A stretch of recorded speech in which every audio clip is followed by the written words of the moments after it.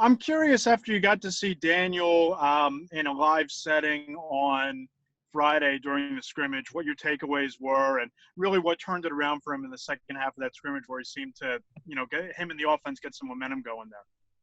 Yeah, I was really happy with what I saw from him and with all the quarterbacks. I thought they did a good job. We always want to try to get off to a fast start, and it wasn't great, but it wasn't horrible. We just kept plugging away and sticking with it. I thought he did a good job of that. We kind of really let them go and let them play, see how they would answer a lot of the, momentum swings throughout the scrimmage, if you will. And he did a good job of sticking through it and sticking to the plan and just keep doing the right things, Like what I saw from him, like I said, and all the guys, the 11 on 11, like Joe made a good emphasis of let these guys play, let's treat it like a scrimmage. We don't have any preseason games, so we're trying to let that go. And they did a good job handling everything from communication, certain checks and adjustments and all that stuff. And happy with what I saw on the way it eventually settled down. Thanks. Yep. Dougie? Hey, Jerry, I had a quarterback question for you. Do you think pocket presence is something that can be developed? And if so, how do you go about doing so? Yeah, I do. There's a natural feel to that for sure with pocket presence. But I do think it could be developed, and we're working hard on developing a lot of that right now with some of the drills that we do. We're trying to do the best we can up front of building a good wall up front and creating a good pocket and trying to get those guys to force them to step up in the pocket. We do a lot of drills for that with all the guys, working on good transfers, stepping up in the pocket and giving ourselves a clear throwing lane. It seems like Colt McCoy's gotten all the number 2 reps so far. I'm curious if you think that he's solidified there above Cooper and Tanny and the value of what he brings as a guy who's, obviously been around the league, started games.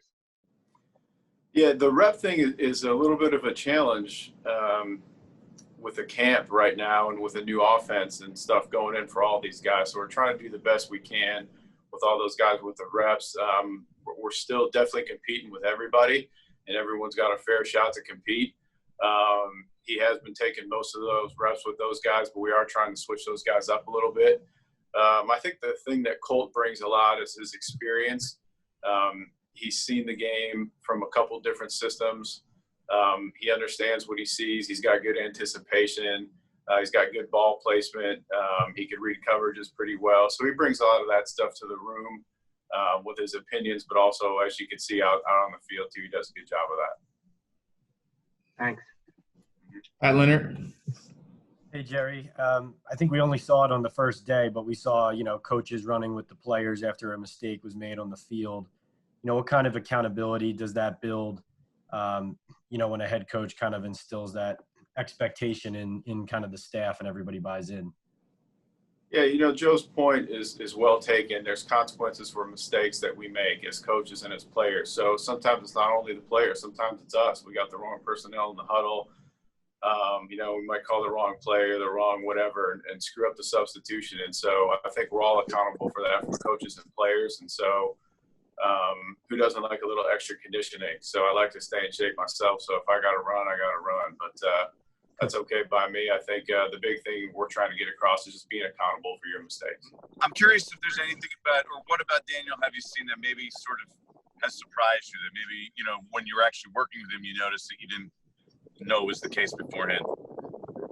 I don't know if I'm really surprised by a lot, but I have noticed his arm looks strong to me, and did some work with him when he was coming out of the draft, when I was at a different place, and it looked good, but it looks even stronger now. I don't know if that's a testament to his work in the off season and what he's been doing, but that's one thing that jumped out to me a little bit, I guess. Is that something you believe that guys can increase their arm strength as they go along throughout their career? I mean, I know there's some degree. I haven't seen a whole lot of that. Usually it's quickening the release but I think as they continue to build good fundamentals, get their hips and their lower body involved, that could increase a little bit. But that's just something that's been a little eye-opening for me, working with them live on the field. Jerry, as a quarterback's coach, what numbers do you look at to sort of analyze where a quarterback is? Do you completion percentage, yards per pass? What are the numbers the first numbers that you look at after every game? Yeah, interesting. I'm not a huge statistics guy, and I mean that wholeheartedly.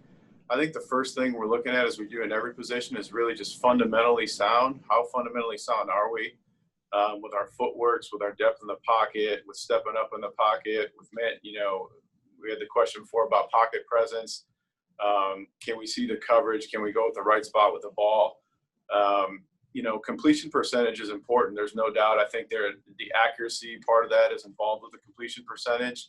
Sometimes you can't go totally off that because a throw could be a good throw and a drop, or sometimes it's a catch, but it's a crappy throw behind them or something like that. So I think the main thing we're probably looking at is, are we going to the right spot with the ball based on what the coverage gives us, and are we getting the ball out of our hands quick enough? So, sacks play a role into that. Pressures, it's not always on the line or the backs or whatever to protect. It's up to us to get the ball out quick too.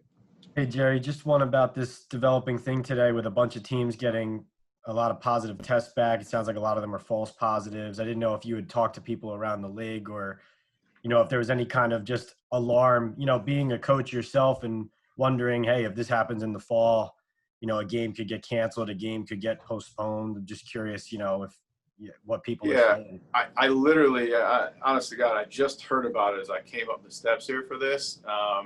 We've been in meetings all morning and going. I feel bad. I haven't even FaceTimed my kids yet this morning, so I got to get to that when I'm done here. But I heard about that literally within 5 seconds. So I hate to see it.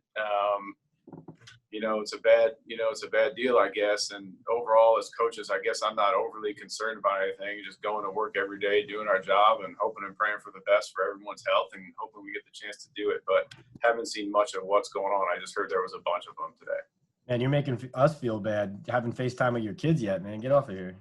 I don't mean it that way. I apologize. I was a little tardy too. We were caught up in a meeting here, but I honestly haven't heard anything about that. But I'm sure I'll get filled in fully.